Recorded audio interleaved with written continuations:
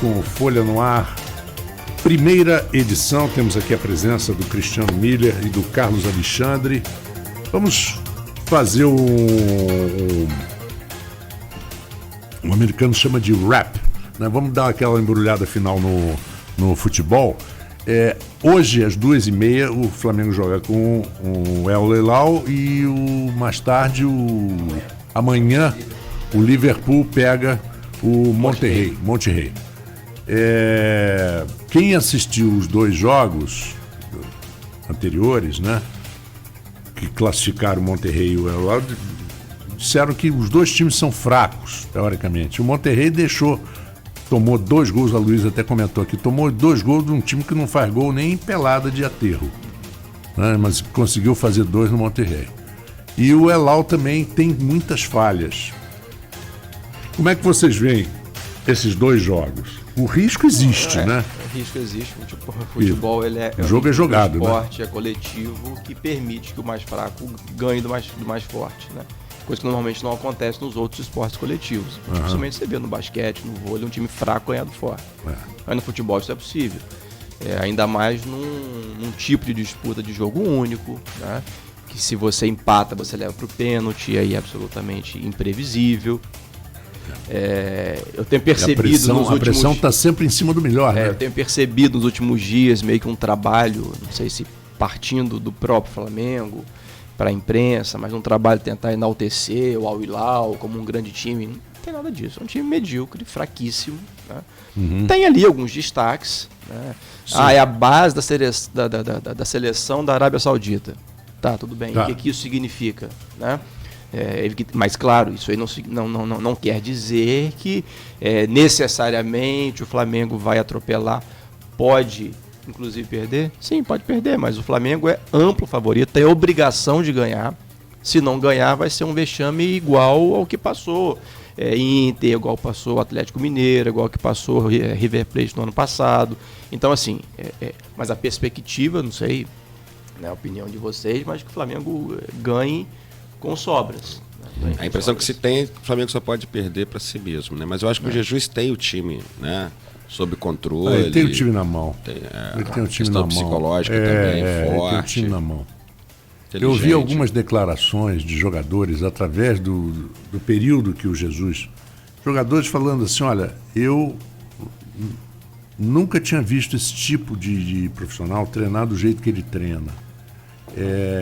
Um cara muito aberto e faz exercícios de treinamento que eu nunca vi. Quer dizer, coisa que ele traz. E ele está expondo, não sei se vocês concordam, ele está expondo, e tanto ele quanto o Sampaoli estão expondo a fraqueza, debilidade do técnico nacional. E pior, o corporativismo dos técnicos brasileiros. Claro, ganham 300, 400, 500 mil reais, não querem perder. Até porque sai de um clube e vai para o outro, continua ganhando. Isso é uma discussão que já deveria ter sido ultrapassada, né? Eu acho umas bobagens assim, você ficar... porque ontem mesmo no Sport TV, comentando que o Inter contratou um técnico argentino, Condé, que era do Racing. E assim, isso deveria ser absolutamente natural. Posso contratar técnico de qualquer país, qual é o problema nisso? Mas sempre querem, né, porque isso virou modinha, contratar técnico internacional, estrangeiro, virou modinha. Gente, não tem problema nenhum. Qual é o problema? Como tem jogadores de fora, pode ter técnico de fora. Não é demérito para técnico brasileiro e também não vejo nenhum problema nisso. Normal. Não, e já existe até uma movimentação, fiquei sabendo outro dia por um amigo meu repórter, de pessoas tentando... associação ou sindicato até tentando ver problema de visto legal de trabalho, para ver se impede. Então, assim, o cara, sabe, interessante, né? Já houve experiências anteriores fracassadas. Eles não são os primeiros técnicos. Sim, exatamente. É uma questão de que o cara é bom. Não significa que vai ser sucesso, exatamente. Se o cara é bom aqui na Argentina, em Portugal... Qual o problema, né? Se o técnico brasileiro for bom, ótimo, que seja valorizado. Você vê que o Sampaoli teve um momento muito ruim na seleção do Chile. Exatamente. Ele preparou na seleção da Argentina. Na própria seleção da Argentina. Na seleção da Argentina ele foi... Um fracasso. Saiu no meio da Copa. Saiu no meio da Copa. Então, assim, não há nenhuma garantia. Mas nós estamos realmente com uma defasagem em termos táticos que já vem de longe, né? Essa defasagem tática nossa, do nosso futebol em relação à Europa, já é algo... É algo visível há muito tempo, né? É visível há muito tempo. Eu acho que o futebol brasileiro, a vida toda, se fixou nos grandes talentos individuais. Eu acho assim também... Ou esperava vencer... Por outro lado, eu acho que há um certo... É indiscutível, né? Que o trabalho que o Jorge Jesus fez no Flamengo foi um trabalho excelente, né? Em pouquíssimo tempo ele conseguiu fazer com que o time ganhasse o brasileiro com uma sobra nunca absurda, vista, né? Um negócio totalmente um ponto fora da curva. Mas veja, ele não é um técnico novo, ele é um técnico de 65 anos de idade, com um mercado restrito na Europa, nunca foi destaque na Europa, foi destaque em Portugal e ainda assim um destaque bastante nada expressivo, nível Europa, de ganhar campeonatos. Nível Mourinho, por exemplo, se a gente for considerar o técnico português. Assim, Guardiola logo apareceu, está longe. Mas isso talvez mostre ainda mais o nosso distanciamento. Nossos técnicos em relação ao sucesso. Jorge Jesus é um excelente técnico, mas está longe de ser o top de Europa. Ele fez Mas é inegável que no Flamengo o trabalho foi espetacular. Foi um salto quântico, né, do Abel para ele, né? Foi. E com interferência direta dele. Não foi uma coisa assim, mas também com esses jogadores. Não, plantel. Teve ali três, né? Tiveram 2, 3 jogadores que entraram com a chegada dele. E com o dedo dele, né? Porque o Gerson, por exemplo, já se via no Fluminense que ele era um craque.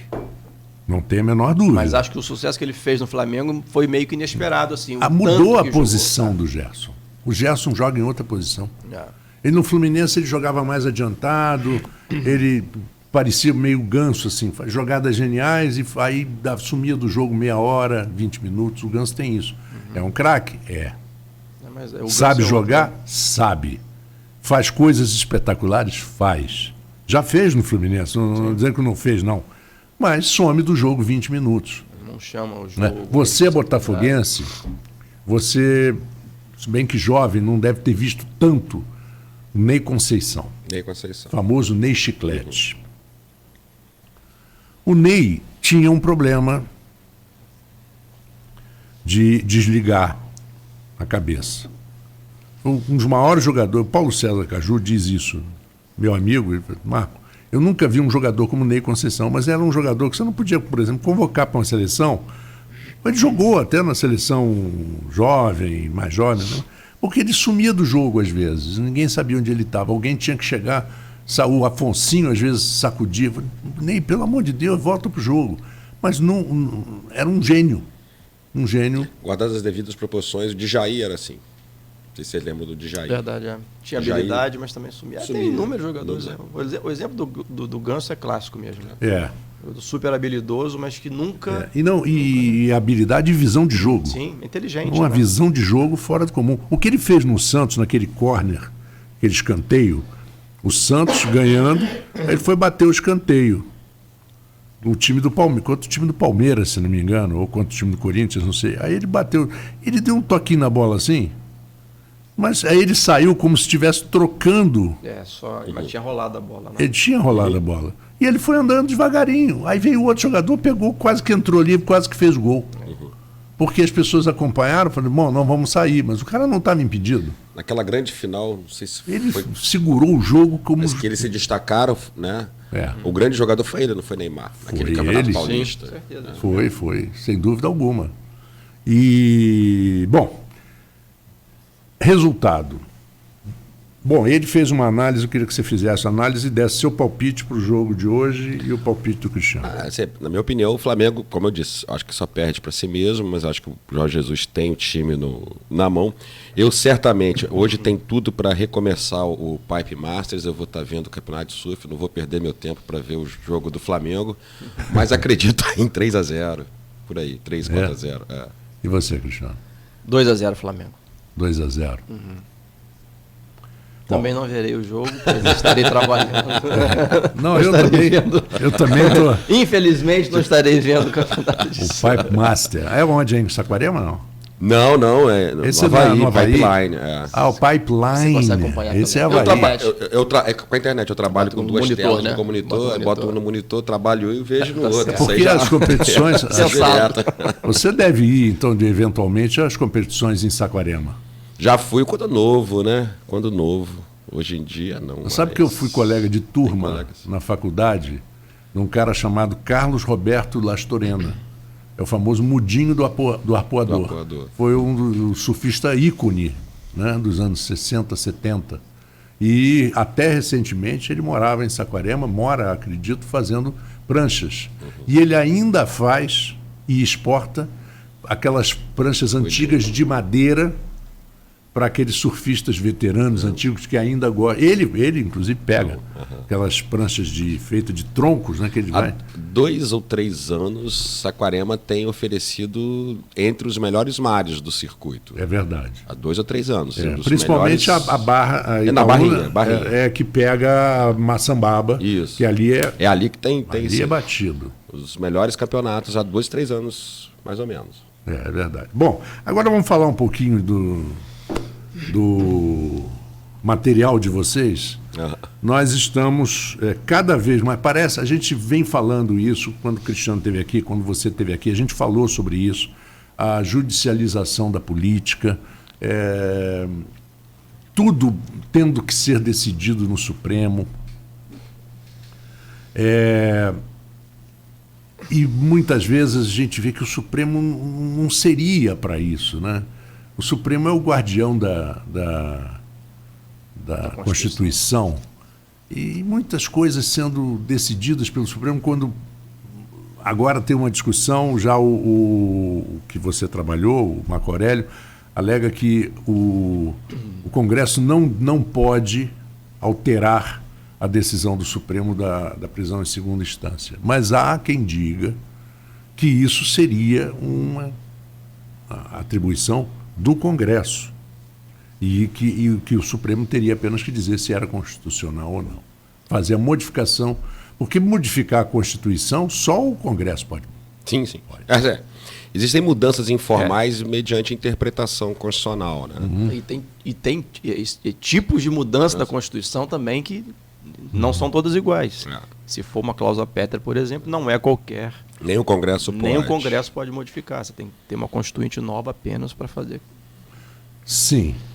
Essa é a discussão que provavelmente vai ser em cima dessa prisão em segunda instância. A questão de prisão de segunda instância é o Mas seguinte, ela é considerada cláusula pétrea? Não. A questão é o do conteúdo. O que é uma cláusula pétrea? A cláusula pétrea não é o texto em si. Existem do que ela trata, né? A maior parte da doutrina diz o seguinte: olha, o que não pode ser modificado é o núcleo essencial da cláusula pétrea. Né? Ou seja, você tem uma regra lá que de todos são iguais perante a lei.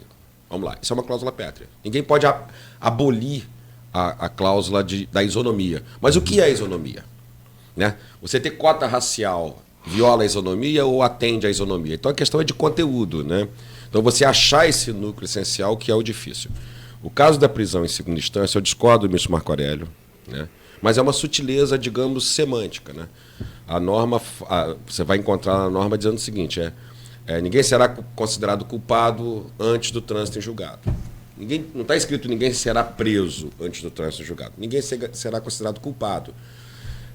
Quais são as consequências de se considerar culpado ou não? Ou seja, determinar a prisão antes do trânsito em julgado é chamar de culpado? Em definitivo? Ou seja, até onde vai o alcance normativo, a densidade normativa desse texto? Esse é o ponto. Deixa eu perguntar uma coisa a vocês. No momento em que a pessoa é condenada em segunda instância, ela tem ainda não está transitada em julgado. Ele ainda tem como recurso do Superior Tribunal de Justiça. Ou para o Superior ou para o próprio Supremo, dependendo do tipo de... Mas ambos tribunais superiores, eles não são para analisar as provas de novo? Não, né? Mas aí que tá, mas você não é considerado culpado só mediante prova, mediante interpretação da lei. De que adianta fixar o alcance da prova e discordar da categorização dessa prova na lei? Então o STJ e o Supremo podem fazer uma nova interpretação da lei envolvida e retirar, né, essa categorização que foi feita na prova. Então, assim, é errado chegar com esse argumento e dizer o seguinte: lá não tem revisão de prova, e daí? Lá tem revisão de interpretação da norma, que é tão importante quanto. A função desses faz todo sentido. A função desses tribunais superiores no julgamento desses recursos, né, é exatamente essa: você garantir que a legislação ou que a Constituição não estão sendo violadas. Ou seja, e há vedação expressa para que cheguem recursos a esses tribunais que envolvam o reexame de prova. O que significa dizer, por outro lado, que inúmeros recursos, todos os que chegam e que são julgados lá, efetivamente não examinam provas. Né? Quer dizer, o julgamento daquela ação não necessariamente passa pela reanálise das provas. É o direito em si mesmo. Afinal de contas, está sendo aplicado o direito aqui de maneira adequada ou não? O papel dessas cortes é nesse sentido. Mas sabe que até isso tem sua limitação. Quer dizer, a gente quando fala, bate nessa de como se fosse um dogma, não há revisão de prova, mas, por exemplo, há duas provas no processo. Sim, claro, né? O Tribunal de Segunda Instância deu mais valor à prova A do que à prova B. O STJ pode, não é? Sim, ele pode chegar a valoração da prova, ela está em aberto ainda. É possível. Então, assim, são nuances técnicas, né, que é até difícil que você discuta e exponha, mas são nuances técnicas que você permite, inclusive, né, esse reexame como uma consequência propriamente da violação. E essa nova valoração da prova, dando mais peso à prova B do que à prova A, pode levar à absorção. Porque pode criar uma dúvida e, na dúvida, pode dar a favor do réu. Como pode reduzir pena. Então, assim, é errado dizer que... A questão toda é a seguinte. A imensa maioria dos recursos, né, que são feitos das decisões de segunda instância sequer chegam a ser apreciados. Sim.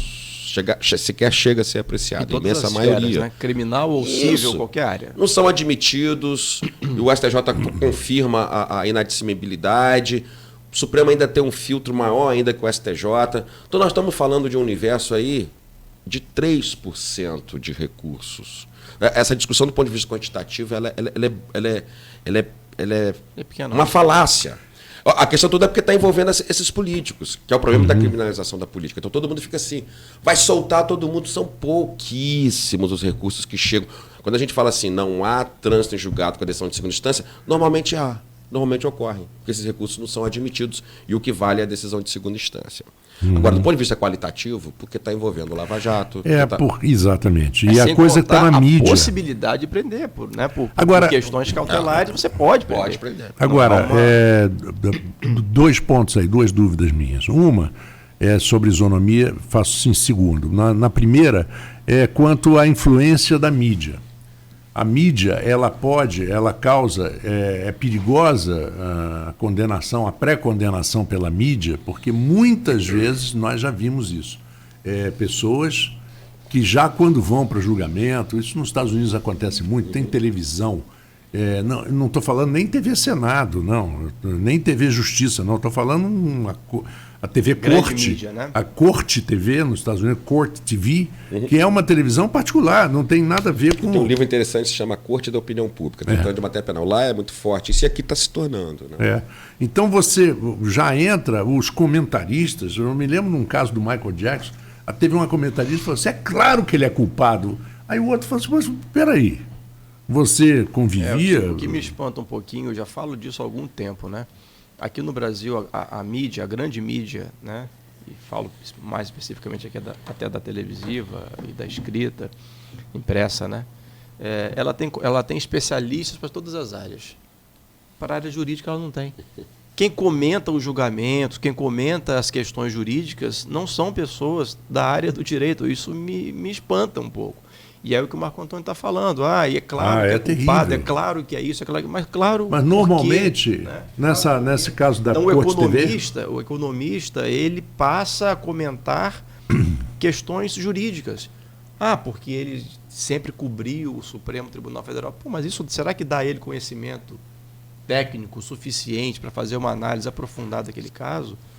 Acho que não, né? Lá nos Estados Unidos, essa circunstância é muito examinada por cientistas políticos. Né? Tem um cientista político chamado Lawrence Baum, que ele escreveu um livro muito interessante, Juízes e Sua Audiência.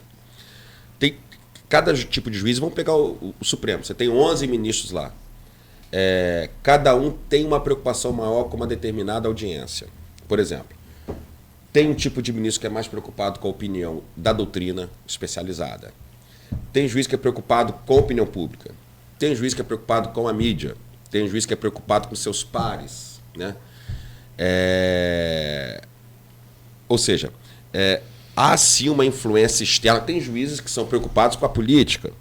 Então há sim uma influência externa muito grande, mas não é só da mídia. Tá? A gente chama lá de advocacia de grife. O que é advocacia de grife, ou seja, o que os grandes escritórios opinam, e aí na parte criminal, os advogados criminalistas, a forma como eles enxergam que os juízes decidem influencia. Né? Tem juízes que se preocupam com o que a grande massa, nem a grande massa, né? Uma pequena massa, mas do ponto de vista qualitativo, o que aquela elite da advocacia pensa dele, isso para ele é relevante, até porque ele vai se aposentar e vai para a advocacia. O que o mainstream político pensa dele, né? Que muitos também têm.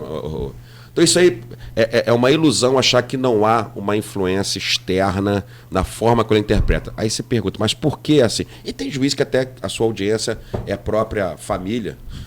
Pode acreditar, já aconteceu isso nos Estados Unidos, já chegaram a esse tipo de conclusão, o que o pai, que era veterano de não sei o que, pensava. Bem, mas por que isso acontece? Porque existem espaços abertos, semânticos, para você chegar a 2, 3, 4 interpretações diferentes. Por que tanta celeuma em torno disso? Por que há uma divisão do Supremo? Porque a norma permitiu. A norma ela é ambígua, ela é ambivalente.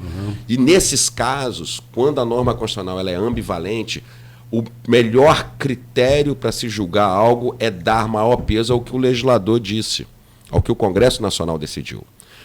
E assim, podem achar errado, mas o Congresso, nesse momento, antes dessa reforma, diz o seguinte: só pode prender depois do trânsito em julgado. É a interpretação que o Congresso deu dessa norma ambígua constitucional. O que o Supremo fez nesse julgamento foi dizer o seguinte: é constitucional. Nesse espaço de possibilidades semânticas, o Congresso escolheu uma das interpretações possíveis e, portanto, é constitucional. E aí, eu devo dizer para você, quem diz que é inconstitucional, como Barroso, com Fux, a mídia... A audiência é a opinião pública. É a vontade de modificar, de mudar esse país mediante uma interpretação que é contrária ao que o Congresso disse, portanto, na minha opinião, favorável à opinião pública. Eu acho uma coisa interessante, porque é muito, qual seria o termo assim? É muito primário a pessoa imaginar que um ministro do Supremo está tomando aquela decisão ali por interesse pessoal. É horrível. Isso não existe. Até porque cada ministro tem uma equipe. Então, quando ele dá um voto ali, evidentemente que ele está embasado. Mas não é uma questão se eu quero favorecer a mim. Não é isso. Ele está embasado. Ele toma uma posição. Ele está numa guerra, ele toma uma posição. E normalmente essa posição quando há esse espaço aberto que o texto deixa, é para agradar, né? Agradar no sentido de favorecer. Isso. Assim, eu vou mais para o que essa minha audiência está apontando. Isso é inevitável, isso acontece. E existe também aquela a teoria de que tem juízes mais garantistas, outros menos. Sim, isso decorre, perfis, né? Isso decorre, por exemplo, o ministro Marco Aurélio, ele é hipertextualista. Eu trabalhei com ele 3 anos e digo, ele é hipertextualista. Ele acredita realmente que o texto, quando fala ninguém será considerado culpado, quer dizer, só pode haver a prisão após, como ele chama, selada a culpa. Quando é que você sela a culpa? Trânsito em julgado. Então ele acha uma decorrência mais do que natural, uma decorrência única desse texto de que ninguém será considerado culpado. Significa prisão. Ninguém será preso antes do trânsito julgado. Por isso que ele diz que o Congresso não pode mudar. Porque a leitura que ele faz daquele texto, como cláusula pétrea, não cabe outra interpretação que não seja ninguém será preso. Sacou? Agora, é uma questão textual. Sim, embora não seja a única interpretação. Eu discordo dele. É essa interpretação que deve prevalecer. Agora, a minha pergunta. Uma coisa é você ser condenado em segunda instância, condenar em segunda instância um serial killer, um assassino em série. e a condenação em segunda instância do ex-presidente. Quer dizer, o serial killer solto, ele vai cometer outros crimes e vai correr o risco de cometer mais um. O ex-presidente solto... O problema é quando a gente resolve discutir temas jurídicos de maneira casuística. Vejo, você pega o exemplo do Lula, você pega o exemplo do serial killer. Isso é complicado, porque você não consegue, sempre vão entender a sua manifestação como se fosse uma manifestação de cunho político. Né? Hoje em dia, qualquer defesa que se faça, especificamente envolvendo julgamentos de Lava Jato, diretamente envolvendo o ex-presidente Lula, vão sempre tentar atrelar o seu posicionamento jurídico a um eventual posicionamento, ideologia política. Né? E aí complica Quem é e aí, entre aspas, de esquerda, acha que ele é inocente. Quem é de direita, acha que ele é culpado. Hoje em dia, e não tem meio termo, ninguém cada discute. Vez mais, né, Carlos Alexandre, melhor do que eu, sabe dizer isso. Hoje em dia, você defender a Constituição, você virou de esquerda. Isso. Virou, hoje em dia, um desafio. Né? Nós que somos, que lidamos diretamente com o direito, virou um desafio você expor a sua opinião hoje em dia defendendo a Constituição. E a nossa você Constituição... é sempre ligado a uma posição ideológica de esquerda, quando na verdade uma coisa não tem nada a ver com a outra. Tem nada a ver com a outra. O caso do sujeito que coloca, não vou dar detalhes, mas inaugura uma loja com uma bandeira brasileira enorme e tem gente que chama de fascista. Fascista. Peraí. São coisas que não se confundem, né? Então fica... a gente vive uma esquizofrenia. Porque o cara, hoje. ele defende o país, ele é fascista. Mas olha só, mas essa esquizofrenia vem de cima, né? Começa com o presidente. Vem. Nós temos o presidente esquizofrênico. Mas vem, lógico que vem. A preocupação dele é com o outro o tempo inteiro e não com ele, com o governo dele. Quando você incentiva certos comportamentos... Né, nós também já conversamos sobre isso outras vezes, você, na verdade, não cria pontes para diálogo, né? Você afasta a possibilidade de um debate e você não constrói solução para absolutamente nada. Né? Eu fico pensando que o presidente, com todo o respeito que eu não tenho nenhum. O presidente, eu como jornalista, não posso ofender. Tá? Mas, com todo o respeito, a impressão que dá ou que ele é uma pessoa totalmente bipolar, ou a estratégia de marketing está muito... É assim que tem que ser por causa disso, isso, nós vamos ver daqui a tantos anos. A sensação que dá que não se deu... Pegou um vácuo. Que não é possível pegou os filhos fazerem o que fazem. Pegou um vácuo, né, deram um espaço enorme, né, por gestões desastrosas anteriores, aproveitou esse vácuo e vem com uma política, se assim a gente pode chamar, que a pessoa parece que não se deu conta ainda de que ela é presidente de um país, pô. De um país, não está conversando, não é um bate-papo com seu amigo no boteco. Exato. Entendeu? Então são certos discursos que você assim, fica abismado. Que nem saiu na mídia ontem. Não é que nem levar cachorro pitbull para rinha de cachorro, então, assim, não é? Outra coisa. Eu acho que tem que realmente elevar o nível disso. Não é possível que fique dessa forma. Se o Brasil é uma fogueira hoje, o nosso presidente é querosene. Quer dizer, ele só aumenta. Sim, ele... Só incendeia mais. Não há nenhuma diplomacia, país, não há nenhum né? intuito. A inteligência emocional dele é zero. E a forma como ele trata a política. Agora, se tão ruim quanto é ver o Lula agora também querendo entrar em campanha. Pois é. O Lula é inelegível. Veja bem, é o mesmo comportamento. Ninguém aqui está... Pelo contrário. Eu acho que esses extremos são muito prejudiciais. O que ele faz em botar querosene, o Lula está botando também. E é inelegível. Tem que ir para a rua para brigar. O Lula pratica um estelionato eleitoral fazendo campanha, porque ele é inelegível hoje. Exatamente. Está proibido de fazer isso. A verdade é essa. Estar solto não quer dizer que ele é candidato. Não é. Hoje não é. O fato dele... Para ser candidato, a questão da lei da ficha limpa, a segunda instância serve sim, foi declarada constitucional. Né? Então ele não é candidato, e isso só aumenta. O Brasil está um país, está chato, e o mais chato de todos vem lá de cima. E, assim, exatamente. Está difícil, está bastante difícil. Mas o Cristiano falou a coisa certa. E você defender hoje legalidade, defender constitucionalidade, parece que você está tomando bandeira, está assumindo uma bandeira ideológica. Né? Mas isso é porque nós estamos realmente polarizados, né? Agora, a Constituição é compromissória, a gente tem uma carta compromissória. A nossa Constituição ela não tem lado. Você tem tantos preceitos de ordem social, quanto os preceitos de ordem liberal, preceitos de ordem comunitarista. Nossa Constituição, por causa de como é que foi o processo constituinte nossa, ela é essa mistura. Sim, né? sim. E aí, quando você pega um governo de extrema direita ou de extrema esquerda, a gente passa a ter uma Constituição parcial. Ele só aplica a parte da Constituição que lhe interessa. Isso é péssimo, entendeu? E as pessoas não se dão conta disso. A Constituição foi feita exatamente para que não permitisse isso. Esses diferentes compromissos. A ideia seria essa. Né? Preocupação com liberdade econômica, mas também com o social, com os excluídos. Preocupação com o mérito das pessoas, que o mérito seja reconhecido, mas também com aquelas pessoas que não é um problema de mérito, mas é um problema de falta de acesso a algumas coisas. Mas aí é mais social do que raça. Não. Mais social que raça. O que a gente está querendo dizer é que sim, você acaba tendo olhos apenas para aquilo que te interessa. É a ideia de Constituição parcial. A nossa Constituição é compromissória. Ela é um compromisso entre diferentes valores, mas quando você bota um presidente extremista como esse... De esquerda ou de direita? Qualquer que seja, né?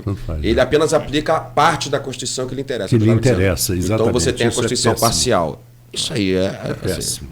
Isso entendeu? É péssimo. É o começo do fim. É a meia democracia. Exatamente. A questão de social versus raça. Não existe, né? Eu acho que no Brasil está atrelado. Eu sou a favor das cotas raciais porque é evidente, é estatístico, é numérico que há uma diferença muito grande entre o branco pobre e o preto pobre no Brasil. E essa diferença precisa ser minimizada. Mas isso é uma de questão alguma forma tem que ser minimizada. Mas isso é uma questão mais profunda. A forma de corrigir isso leva anos.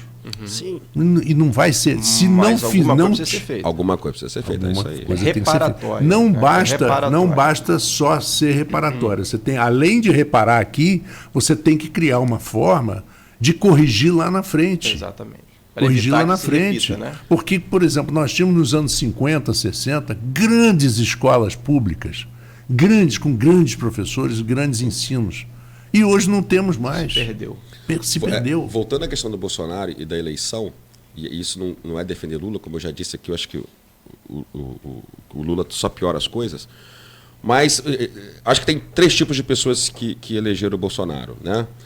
Aquele que queria mais liberdade econômica, que não estão enxergando que com um presidente louco arrumando 2, 3 brigas por dia, não há confiança em mercado nacional, não há pleno exercício de liberdade econômica num país em que se não confia na estabilidade política dela. As pessoas, a sensação é que já perceberam que não é por aí. O maior inimigo do ministro da Economia é o próprio presidente. Então, o maior inimigo hoje da nossa economia é essa instabilidade que ele cria.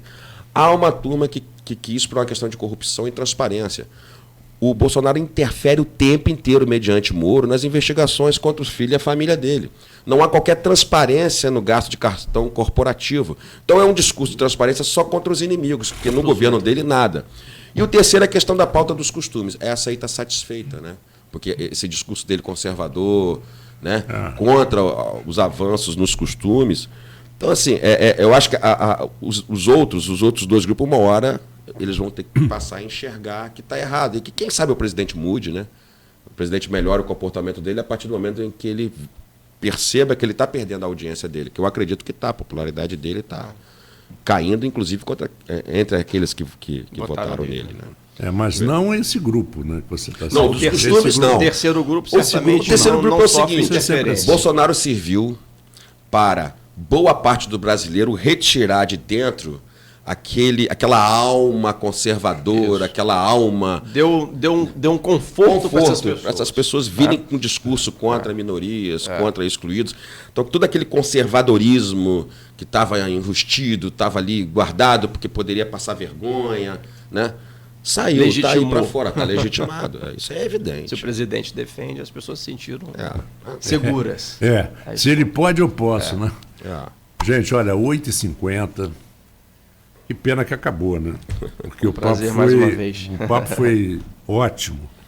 E esperamos ter outros papos desse aqui, porque eu acho muito legal.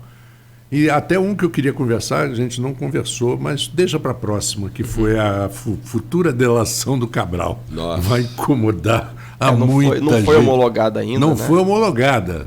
Se for homologada, vai ter um problema, né? Tem gente aí que vai ficar tremendo nas Já está, Já acredito tem gente eu. tremendo. Aliás, para eles é um salvo-conduto, né? O que está sendo criticado é o momento que isso está acontecendo, né? 3 anos depois de estar preso, inúmeras informações que ele poderia passar numa eventual delação que não passou. Não passou, que já se descobriu por outros caminhos. Exatamente esse é o ponto que o Ministério Público Federal critica para não homologar. Né? Agora, né, vem fazer delação agora, nessa altura do campeonato. Não preciso mais de você agora, meu. Talvez o grande argumento que ele tem é que ele vá, né, atingir um alvo diferente, que é o judiciário. Exatamente. Acho que esse talvez seja o grande diferencial da delação dele. E aí é cortar a própria carne, né? Vamos ver quem vai ter coragem. Exatamente. Carlos e Cristiano, muito obrigado pela presença. Agradeço mais uma vez. Uma boa semana para vocês. Foi um ótimo final de ano para todo mundo. Eu que agradeço. Exatamente. Também. Feliz Natal. E tenhamos um excelente para todos ano nós. de 2020. Exatamente. Um grande abraço e para você, ouvinte da Folha FM, continue conosco, que vem muita música bonita a partir de agora. Natal Solidário ASIC. Participe doando materiais de higiene.